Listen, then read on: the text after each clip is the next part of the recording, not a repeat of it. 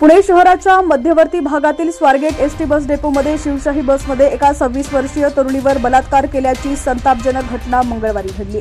विशेष म्हणजे या प्रकरणातील आरोपी हा सराईत गुन्हेगार असून तो एका राजकीय पक्षाशी संबंधित असल्याची चर्चा आहे। आरोपी दत्ता गाडेवर विविध पोलीस स्टेशनमध्ये एकूण 7 गुन्हे दाखल आहेत। आरोपी दत्ता गाडेच्या पत्नीने या सर्व प्रकरणाबाबत आपली प्रतिक्रिया दिली आहे।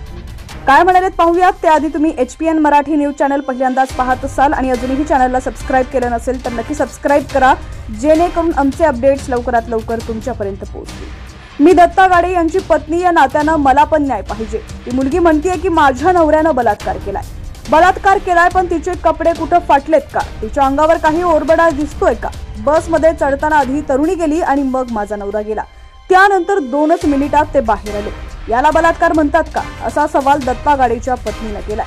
त्या पीडितेच्या सहमतीने शारीरिक संबंध झाले असल्याचा दावा दत्ता गाडेच्या पत्नीने केलाय। तरुणीने आरडाओरडा का केला नाही असा सवाल देखील गाडेच्या कुटुंबियांनी केलाय।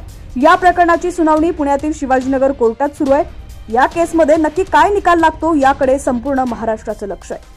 मिळालेल्या माहितीनुसार नराधम आरोपी दत्तात्रय गाडे हा शिरूर तालुक्यातील गुणाट गावचा रहिवासी आहे। घरातील परिस्थिती हालाकीची आहे। गावामध्ये त्याचं पक्क्या बांधकामातील पत्र्याचं घर आहे। त्याची वडिलोपार्जित 3 एकर शेतजमीन देखील आहे। आई वडील शेती काम करतात, तर दत्तात्रय गाडेला एक भाऊ आहे, पत्नी, लहान मुलं देखील आहेत। असं सगळं असून देखील दत्ता गाडे काही कामधंदा करत नाही। तो कायम उनाडग्या करत फिरतो। त्याला झटपट पैसे कमवायचा नाद लागला।